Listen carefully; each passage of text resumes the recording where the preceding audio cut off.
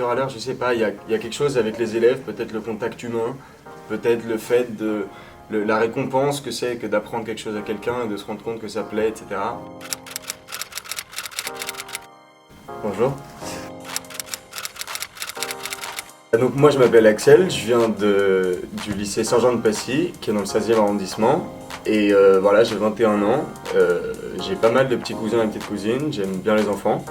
Et c'est ce qui m'a poussé justement à aller vers le tutorat.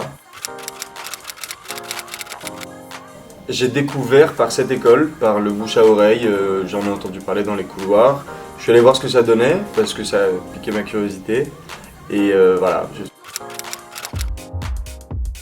Alors, tuteur à l'heure est le meilleur job parce que c'est celui qui me plaît le plus dans le peu que je fais.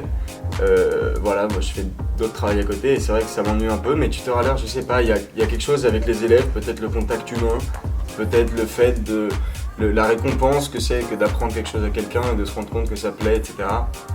Et puis voilà. L'année dernière, j'ai eu un élève qui était nul en maths, qui est passé de, je crois qu'il était 26e de classe, à être dans les 8 premiers de sa classe, donc j'étais assez fier et il a eu une très bonne mention.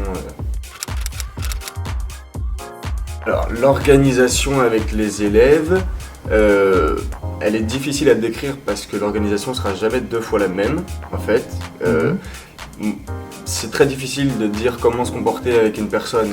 Il faut regarder, il faut voir comment la personne est, ses traits de caractère, essayer de s'identifier un maximum.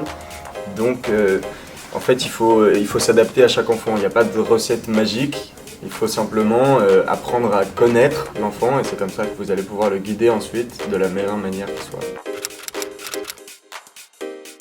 Les maths. Les maths. Pour moi, c'est essentiellement les maths. Alors, je dirais que je m'adapte particulièrement en fonction de l'âge de la personne à qui on enseigne. C'est-à-dire une personne plus petite, on va aller chercher plus des activités ludiques qui vont le divertir, l'amuser, c'est-à-dire lui faire oublier qu'il travaille, parce qu'en fait un enfant, c'est le terme travail qui lui fait un petit peu peur. Ouais. Alors que si vous mettez ça sous une forme de jeu, d'un quiz ou bien d'une récompense à gagner, il va tout de suite être plus ouvert pour le faire. Et ensuite, quand les élèves sont un peu plus âgés, j'essaye de leur donner un maximum d'autonomie. Donc je leur donne par exemple des devoirs à faire pour la fois d'après. J'essaye de leur laisser faire leur travail seuls. Je reste là derrière à regarder ce qu'ils font quand même. Et voilà, j'essaye de leur donner un peu confiance en eux aussi. Je pense pas que ce soit un conseil incroyable, mais moi ce que je fais, c'est je commence par du très très facile. Et puis progressivement, j'essaye de rajouter un peu de difficulté pour quand même que l'élève réussisse à chaque fois, mais qu'il fasse des choses intéressantes et qu'il reprenne confiance en lui.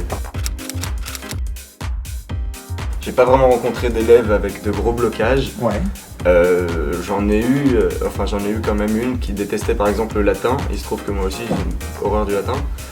Et en fait, en l'occurrence, c'est ce point commun avec l'élève en question qui a permis le déblocage. C'est-à-dire, elle détestait le latin, je lui ai dit moi aussi, viens on essaye de faire un petit truc ensemble et tout, on va s'amuser. J'ai essayé d'aborder le sujet de manière un peu détendue, etc. Parce que moi aussi ça m'ennuyait quelque part et bon, ça a plutôt bien marché en fait. L'autonomie, moi je pense que ce qu'il y a de mieux pour rendre quelqu'un d'autonome, c'est de lui donner c'est bête à dire, mais de fixer des objectifs, c'est-à-dire de lui dire que voilà, pour la semaine prochaine, vous savez qu'il y a 3 points, mettons, à réaliser, et vous laissez l'élève se débrouiller, vous voyez comment il se débrouille. Si jamais ça fonctionne, alors très bien, ça ne sera que de la prise d'autonomie. Si jamais ça ne fonctionne pas, vous réduisez les objectifs.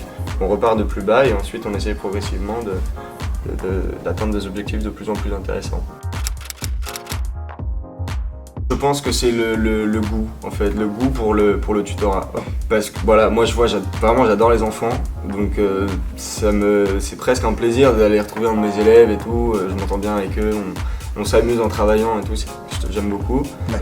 Voilà, je pense qu'il y a pas, on peut pas devenir super tuteur ou bien ne pas l'être.